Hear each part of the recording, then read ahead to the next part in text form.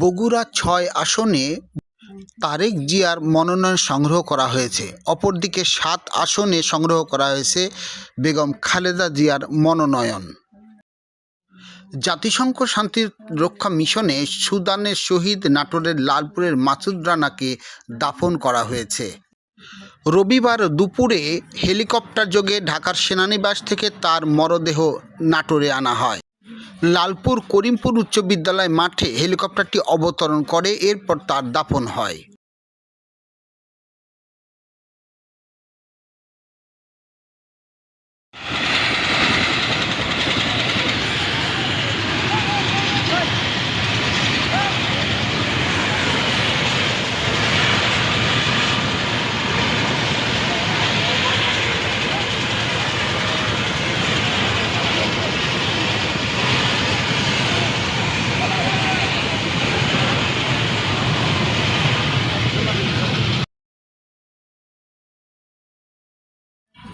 শহীদ ওসমান হাদির কবর জিয়ারত করলেন জামায়াত আমির।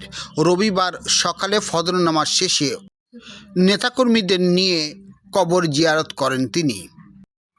আইন উপদেষ্টা বলেছেন, ওসমান হাদি সৎ ও নির্ভীক থেকে ইনসাফ প্রতিষ্ঠার চেষ্টা ভাবতেন। শেখ হাসিনা পরিষদের সভাপতি ক্যাপ্টেন মোয়াজ্জেম গ্রেপ্তার। নির্বাচন ও গণভোটে দেশি পর্যবেক্ষকদের আবেদনের সময় ২১ ডিসেম্বর থেকে বাড়িয়ে ২৯ ডিসেম্বর করা হলো। বজ্রপাতে গুরুত্ব দেন না ৭.৫% মানুষ, ক্ষয়ক্ষতি হয় ৫০% মানুষের।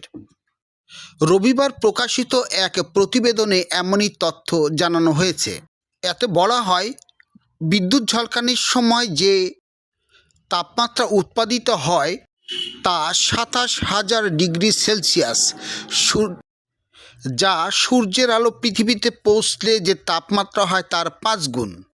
ওই সময় ৩০ কোটি ভোল্ট বিদ্যুৎ উৎপাদন হয়, অথচ আমাদের বাড়িঘরে বিদ্যুৎ পরিবাহিত হয় ২২০ ভোল্ট।